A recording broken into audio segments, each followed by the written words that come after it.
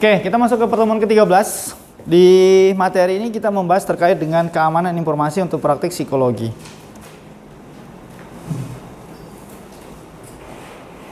Nah, kita sedikit review terkait dengan materi ke minggu ke-12 ya. Minggu ke-12 itu kita berbicara tentang etika dan hukum. Ya. Kita belajar bahwa membocorkan data klien itu adalah pelanggaran hukum. Ya. Itu tertuang pada Undang-Undang PDP dan etika berat. Nah, minggu ke-13 kita belajar cara melindungi data. Ya. Kalau analoginya, Anda dilarang membiarkan pencuri masuk rumah, itu yang pertemuan minggu ke-12. Nah, sedangkan minggu ke-13 cara memasang gembok, CCTV dan alarm secara teknisnya. Nah, ya. Nah, mengapa psikolog itu jadi target hacker? Itu pertanyaan besar. Kira-kira kenapa? Ya, itu salah satunya. Karena menyimpan banyak data. Ya. Banyak psikolog berpikir saya bukan bank, saya cuma praktek kecil, mana ada hacker yang mau menyerang saya. Ya, itu anggapan mereka. Tapi nyatanya data psikologis bernilai tinggi di dark web. Dark web itu pasar gelap secara online di internet. Ya. Nah, alasannya karena pertama bahan pemerasan. Jadi ya selainnya kita punya rahasia pribadi, ketika orang sudah punya kartu as itu, dia bisa melakukan manipulasi banyak hal. Ya. Jadi kalau orang udah punya rahasia, misalnya si A punya rahasia si B punya rahasia si C. Nah, itu paling gampang untuk melakukan pemerasan itu ya mengungkapkan itu, aib itu tadi. Nah, kemudian pencurian identitas. Data lengkap, nama, tanggal lahir, nama ibu kandung ada di formulir anamnesa. Ya, termasuk juga dengan nama ibu. Bank itu selalu diminta nama ibu. Ya, bank nama ibu. Jarang dia nama bapak. Dia nama ibu, ya. Kemudian soft target, rumah sakit punya tim IT canggih, tapi biro psikologi kecil biasanya keamanannya lemah. Nah, hacker itu paling suka target-target yang lemah. Itulah kenapa kebanyakan hacker itu tidak menyerang ke servernya, karena ya itu dia butuh effort lebih ya, butuh upaya lebih untuk menjebol sebuah sistem yang katakanlah sistemnya itu sudah dibuat oleh para ahli yang lebih canggih. Paling gampang yang kemarin saya sebutkan, social engineering. Kita menyerang si penggunanya. Misal kalau bank itu ya nasabahnya yang diserang. Dari sisi nasabahnya, entah itu HP-nya dikirim aplikasi kah, APK berisi virus, atau link yang disebar melalui WhatsApp, dia mengklik, ya. Nah, itu ya bisa dikatakan social engineering, phishing, ya. Makanya kebanyakan hacker itu menyerangnya orang-orang yang ya lemah. Ya sama halnya juga kalau misalnya begal pun, ya kalau dilihatnya orang itu kuat, dia tidak akan menyerang. Orang yang punya niat jahat ketika melihat targetnya itu kuat, dia tidak akan menyerang. Nah, tapi biasanya orang menyerang itu ketika targetnya itu terlihat lemah. Ya. Nah, sesi yang pertama kita mengenali musuh dan ancaman dulu. Ya. Adanya antivirus karena ada virus. Kalau dekati virus, dekati antivirus. Ada pengamanan polisi, TNI karena adanya kejahatan. Ya, kalau tidak ada kejahatan aman-aman be, ya dekati gawe polisi sama TNI. Ya. Nah itu, jadi adanya virus karena antivirus, adanya hacker, adanya apa ya istilahnya tuh kalau dalam dunia IT itu security karena adanya pen testing, ada penyerangan, ada yang bisa mengamankan. Nah, kita mengenali musuh dan ancaman. Kalau logikanya gini. Ini sebuah rumah. Ya, ini sebuah rumah. Di rumah ini ada pintu. Kemudian di sini ada jendela dan jendela. Ya. Seorang maling berpikirnya kalau misalnya pintu ini aman, dia akan mencari celah lewat yang lain. Bisa dari jendela ini, oh kuat nih, ternyata pakai tali besi. Lewat jendela ini, oh kuat, pakai tali galau. Nah, ternyata di sebelah sini ada lubang angin yang muat untuk satu orang yang tidak pakai trali. Jadi dia sudah bisa memetakan, oh jebolnya lewat sini. Nah, sama halnya dengan komputer. Komputer itu dia punya pintu yang disebut dengan port. Port itu pintu. Nah, port ini pintu atau jendela untuk masuknya aliran data. Nah, port 1, 2, 3, 4 dan seterusnya kuat. Ternyata ada port yang 5 yang lemah. Nah, dia nyebolnya dari sana. Ya sama halnya dengan logikanya seperti ini. Nah, musuh itu mengenalnya seperti itu. Jadi posisikan diri kita sebagai bagaimana selainnya musuh itu mau menyerang kita. Di mana titik lemahnya kita. Nah, disitulah kita defense. Ya. Sekarang kita lihat konsep dasar dari CIA. Ya. Keamanan informasi bukan cuma soal rahasia, tapi ada 3 hal ini. Pertama, CIA itu singkatan dari confidentiality, kerahasiaan. Hanya orang yang berwenang yang boleh lihat. Ancaman data bocor ke internet. Jadi pertama, kerahasiaan. Jadi keamanan informasi itu cukup menjawab ketiga hal ini. Pertama, kerahasiaan. Yang kedua, integrity atau integritas. Data harus akurat dan tidak diubah oleh orang yang tidak berwenang. Penambahan, pengurangan, penghapusan, itu tidak boleh. Ancamannya, hacker mengubah diagnosa klien dari share menjadi hilang ingatan. Ya, padahal cuma sakit pala digantinya. Jadi ya psikiater ngasih obat yang untuk yang itu. Ya. Terus yang terakhir, availability, ketersediaan data harus bisa diakses saat dibutuhkan.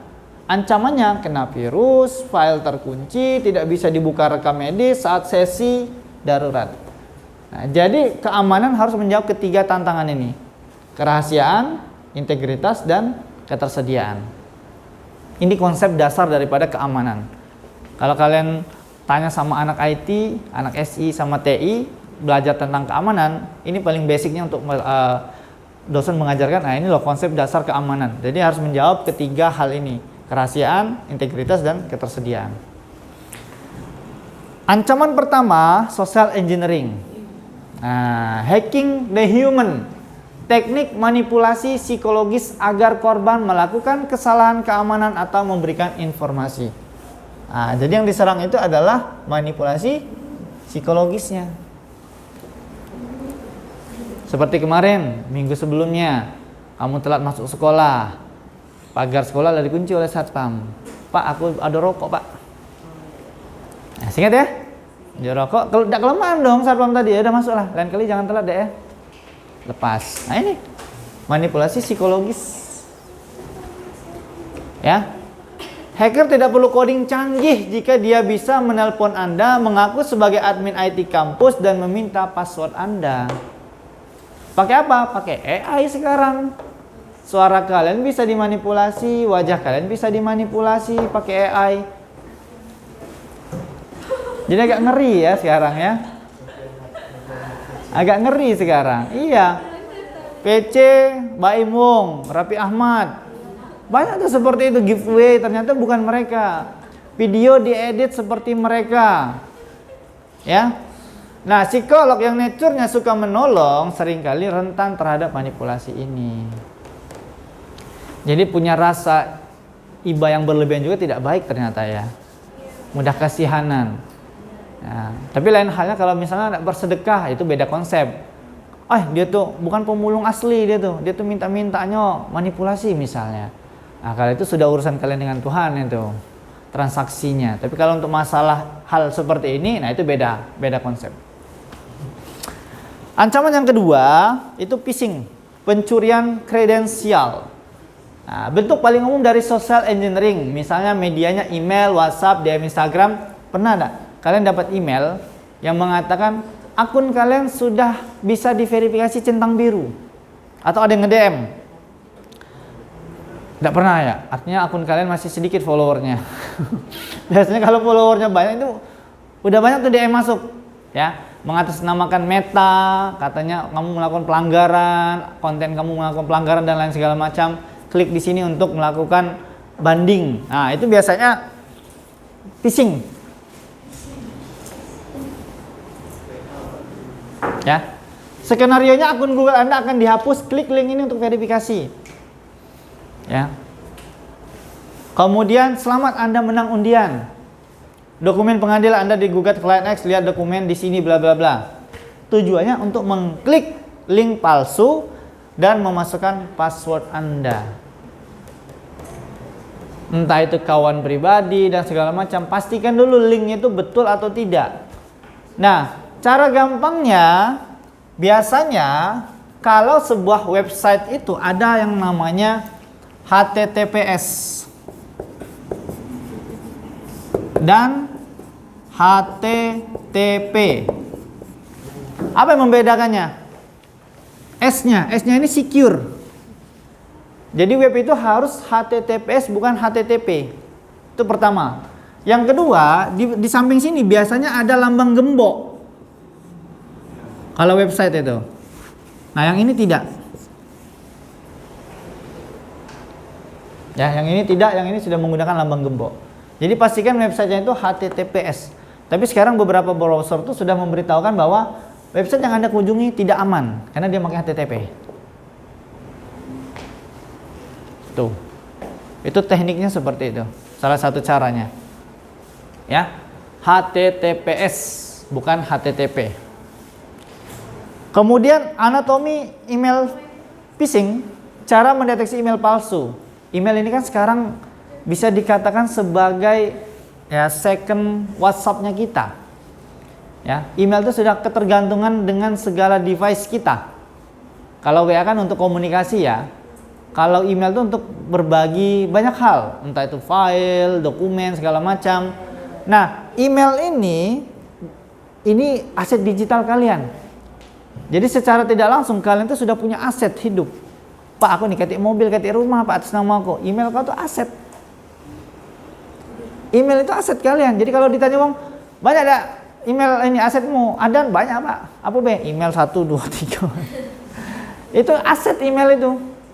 Karena email ini ngelinknya kemana? Ke HP kalian, ke laptop kalian, ke kampus kalian, ke akun-akun yang itu aset. Jebol itu selesai data kalian. Jadi email itu adalah salah satu aset tapi dalam bentuk digital. Ya. Nah, tapi kebanyakan orang tidak mengatakan bahwa email itu bukan aset. Nah, itulah makanya dia tidak mengamankan dari sisi passwordnya. Pertama, cara mendeteksi email palsu, cek pengirimnya siapa. Namanya mungkin support Google biasanya, tapi emailnya support@google@yahoo misalnya, atau admin.g00 ini 0 ini bukan O. Jadi kita harus jeli-jeli sih sebenarnya. Sisip dikit kalau ada jeli jebol. Admin terlihat Google tapi ini 0, yang O itu ini. Ya, google.com. Urgensi mendesak, selalu menakut-nakuti, segera dalam 24 jam akun diblokir. Tujuannya mematikan logika kritis Anda. Ya, apalagi SMS sekarang ya. Oh banyaknya nih tuh. Aku udah habis pikir ya, pinjol-pinjol tuh banyak sekali masuk lewat SMS itu. Ya, tidak diblokir oleh Kominfo maksudnya. Kenapa tidak hadir di situ pemerintah? Ya, klik link ini. Apalagi iklan-iklan di YouTube. Ya, kamu mau mendapatkan pinjaman murah, ya di YouTube itu ya dengan cicilan bunga rendah, gabung sekarang. Ya Allah, hampir tiap hari aku lihat iklan itu. Ya, jebol selesai. Nah, saya baru ada di sini alumni SMA 19 dah? Tidak ada ya? Ini mungkin nanti saya sensor lah, sensor tit gitu ya. Baru kemarin sore ada seorang guru yang dia tuh tidak tahu apakah betul dia yang minjam atau orang lain yang melakukan pinjol sebesar 50 juta. Dia itu baru umur 57 tahun. Mungkin dia mengalami penunggakan ya, tidak bayar.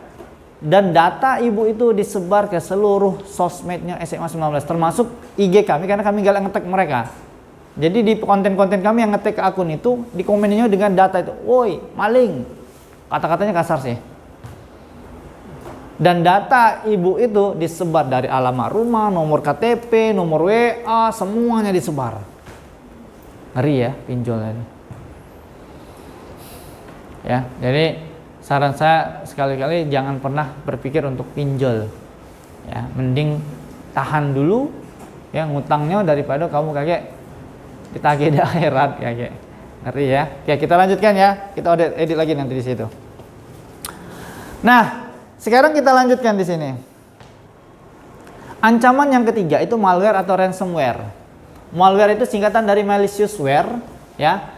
Malware ini software jahat, virus yang masuk karena download sembarangan. Nah, yang masih hobi nonton video gratisan, misalnya di tit gitu. Nah, banyak tuh. Apa yang hobi nonton drakor yang gratis-gratisan, nah, hati-hati. Ya.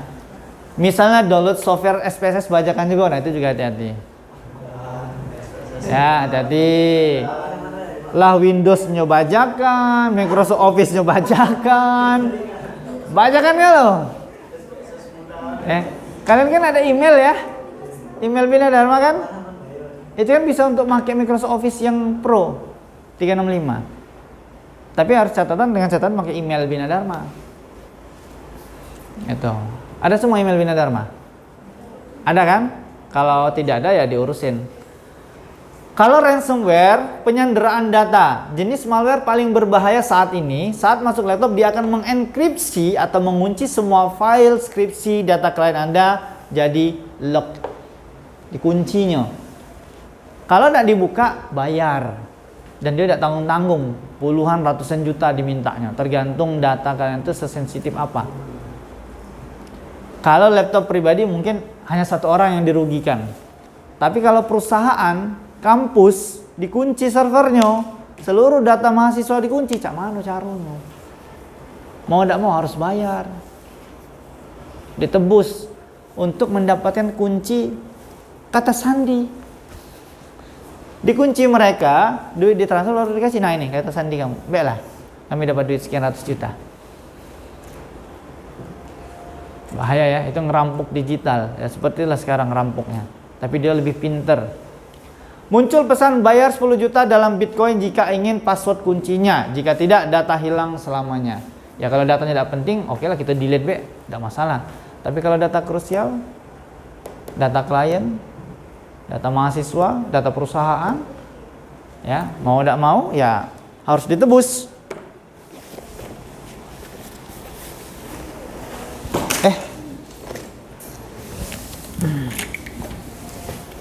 Bentar, baterai saya low battery.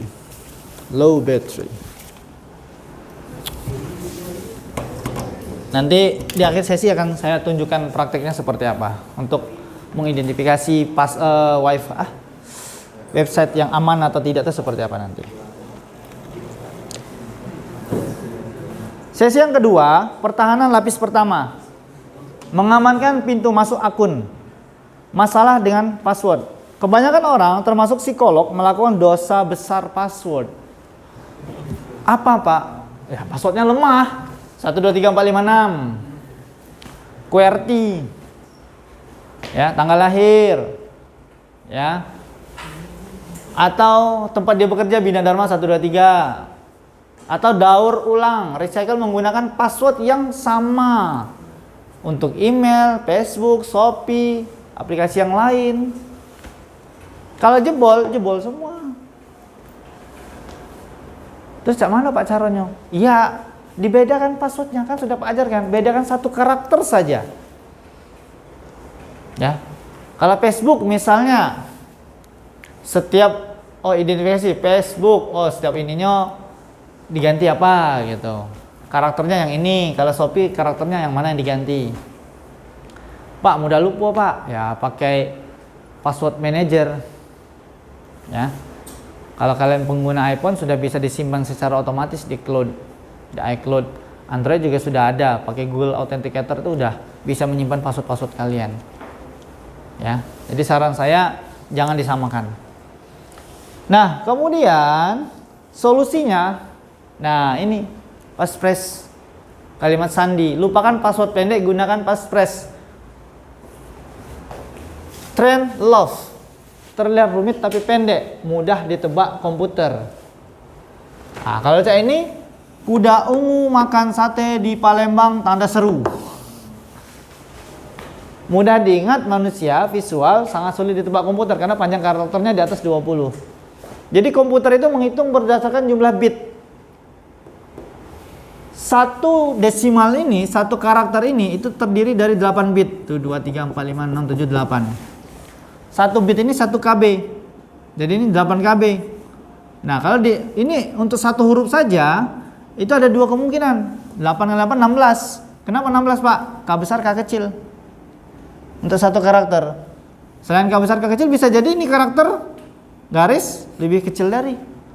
Jadi untuk satu karakter saja ada kemungkinan dia banyak bit yang bisa digunakan. Makanya semakin panjang passwordnya, komputer yang akan menghack itu butuh effort lebih.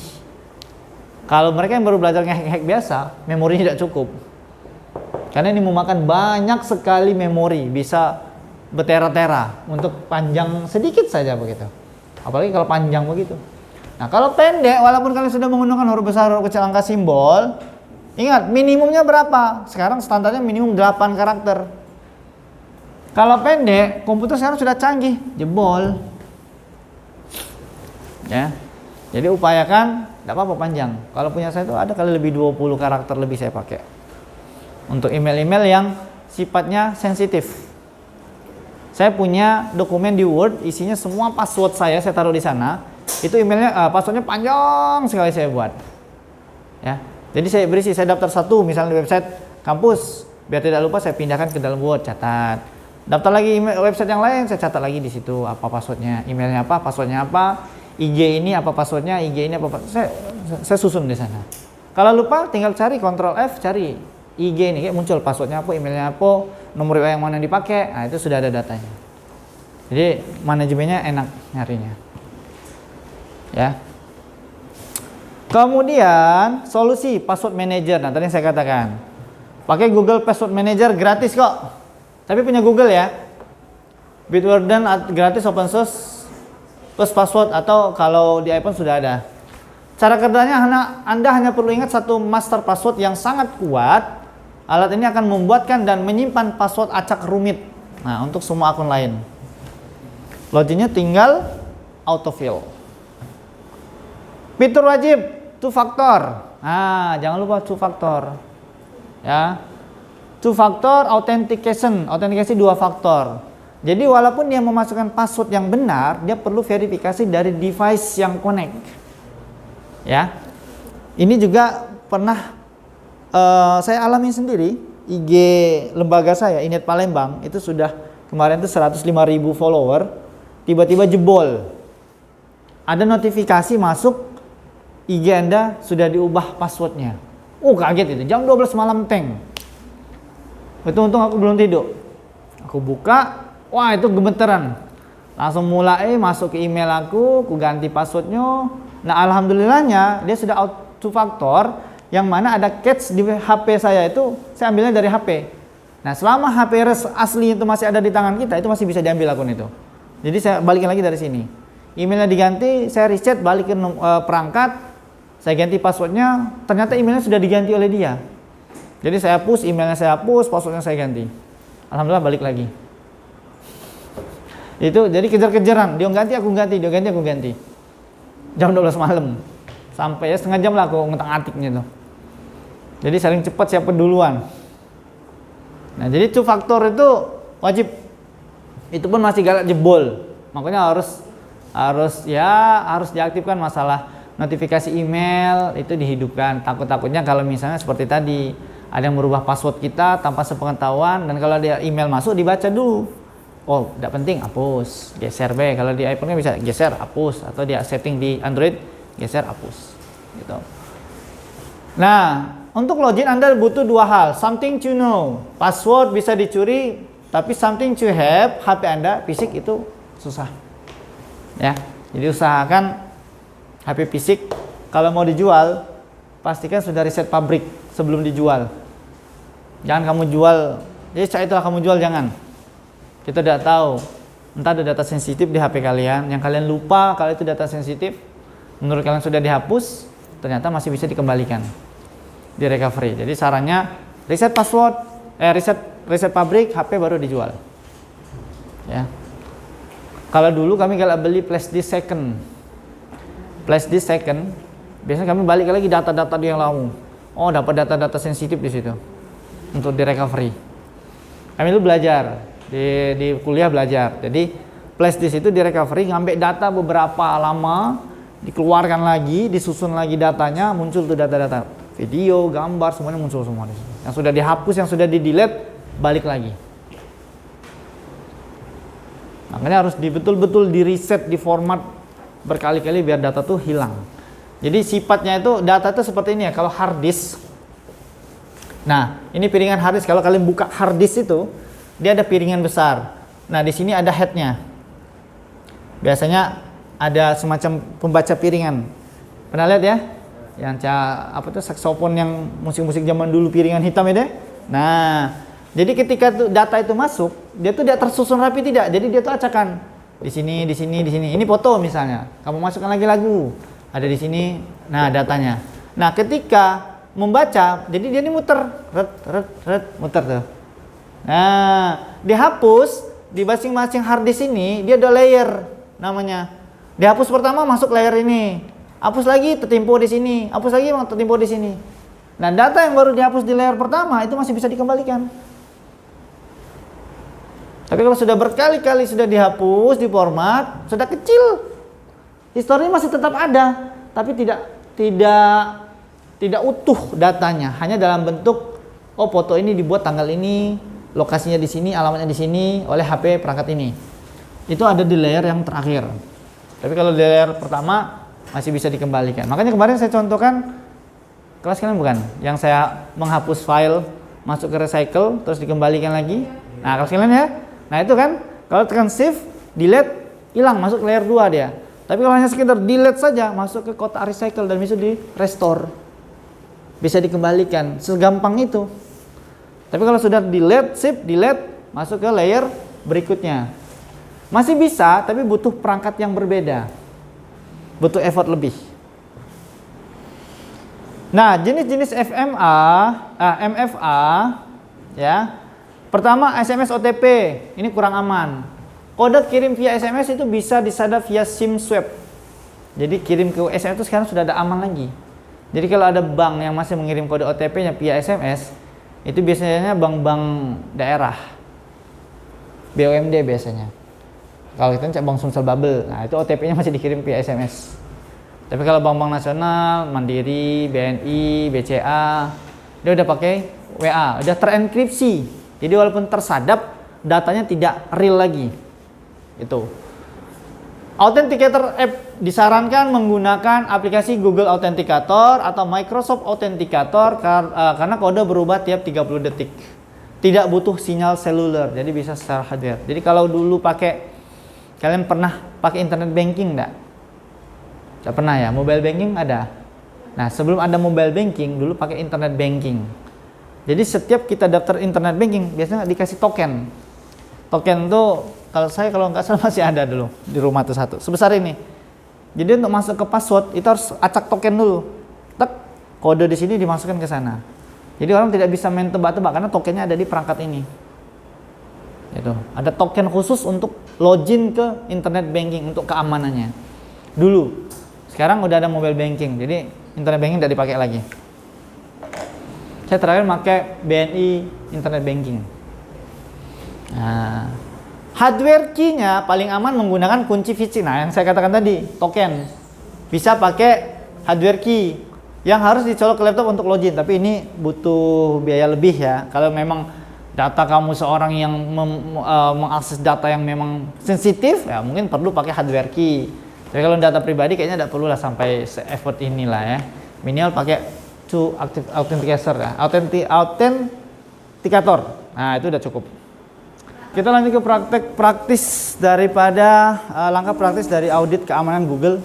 Nanti setelah teorinya selesai, kita akan ada praktik sedikit terkait dengan bagaimana cara kita mengamankan data kita di Google ya. Sebagian besar data kita ada di Google.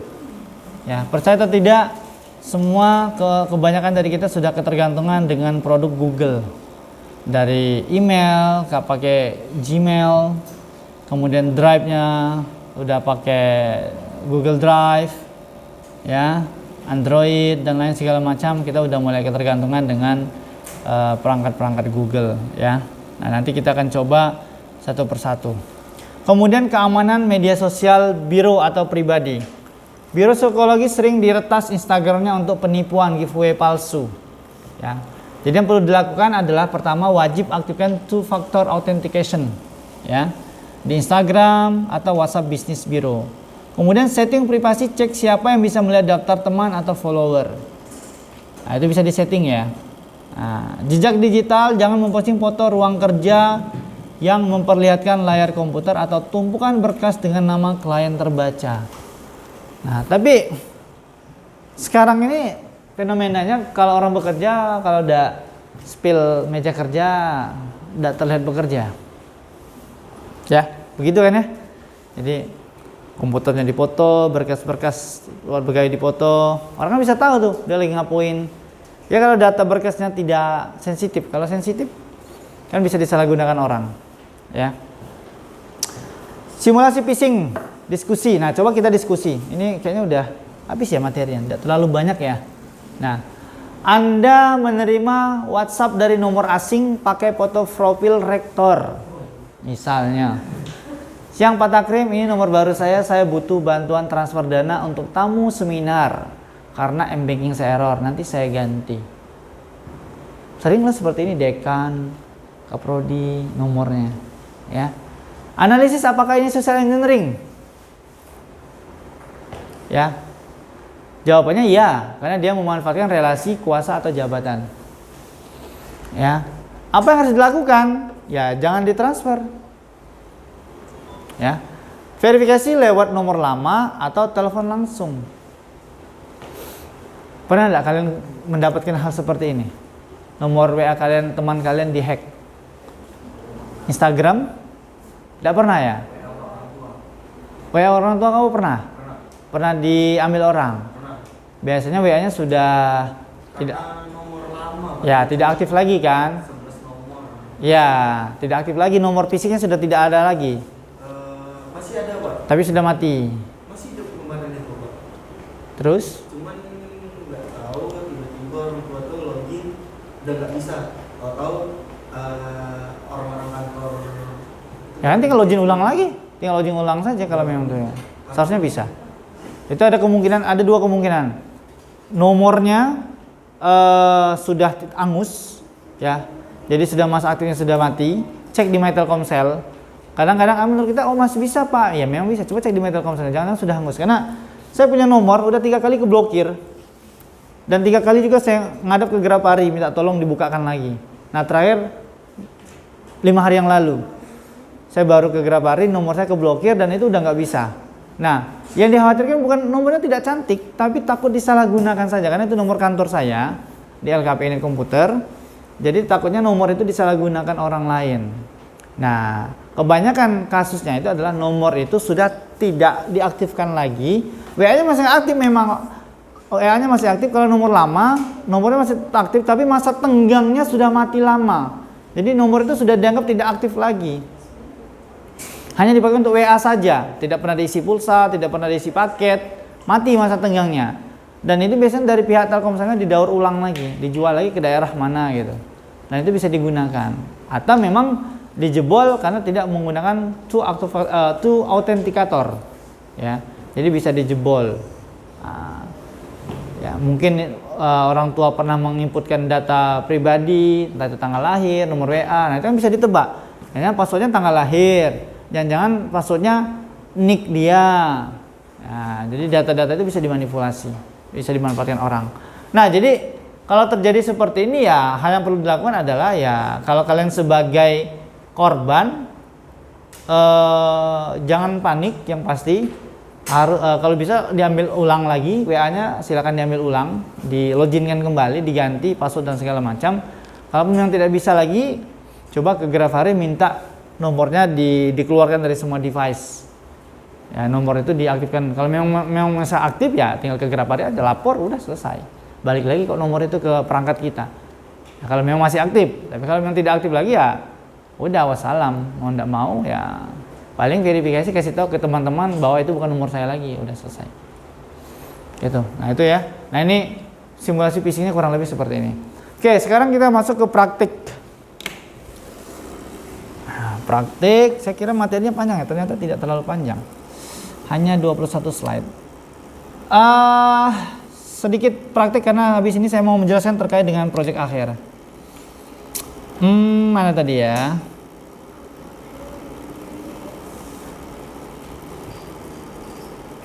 Email. Kita coba cek di email. Ini saya coba simulasikan ke kalian. Ini saya stop dulu ke teman-teman yang share screen. Masih kedengaran suara saya di sana? Kedengaran ya? Oke. Ini saya share entire screen. Ya, saya share. Coba kita lihat adakah saya punya email dikirimin orang email palsu. Coba ya. Kita cek, biasanya email kan udah canggih ya, biasanya dia masuknya di spam. Tapi saya ini orang termasuk yang rajin hapusin spam. Jadi kadang nggak ketik lagi di spam ini.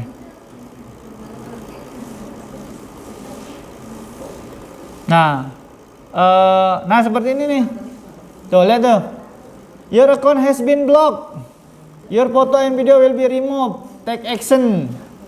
Kelihatan nggak? Dari judulnya biar sudah, ya kan? Takrim Ibadi 19, your account has been blocked. Siapa yang ngebloknya? Nah, tuh.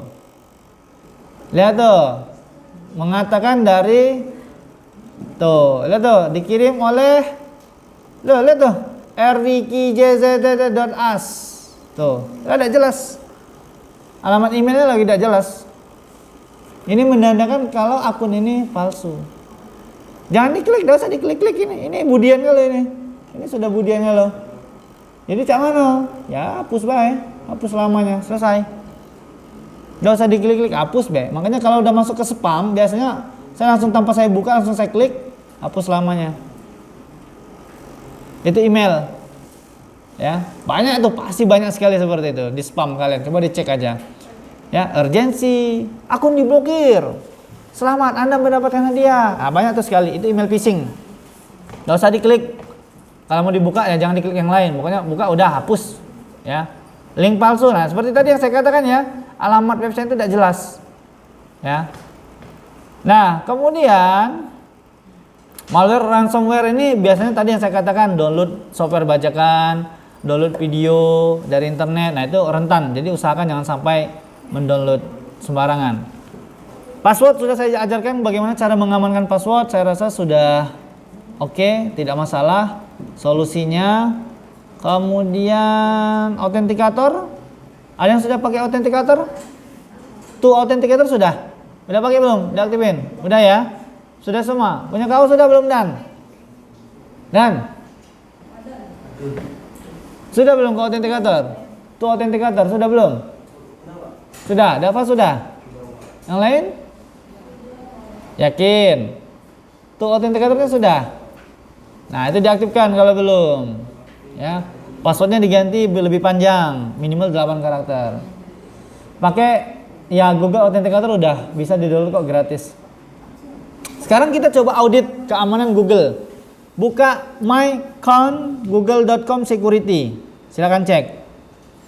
Biasanya kalau di email klik di sini, kemudian kelola akun Google Anda.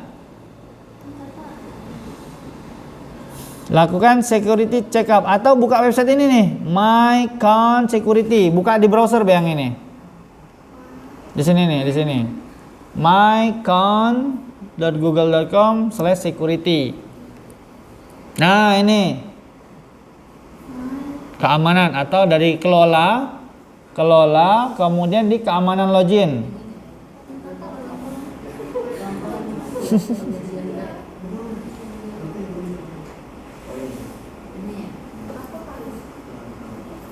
Sudah, buka email, terus kelola akun. Nah, terus pilih menu keamanan dan login. Sudah. Nah, ceklah di situ. Verifikasi 2 langkah harus aktif. Nah, lihat enggak? Ujian saya aktif dari 2020. Ayo, sudah belum? Nih, kalau belum aktifkan sekarang. Sudah? Adzan sudah? Dapat sudah? Yang belakang? Tuh. Kalau belum, silakan diaktifkan to Authenticator, verifikasi 2 langkah. Kalau punya saya sejak 2020. Udah 5 tahun.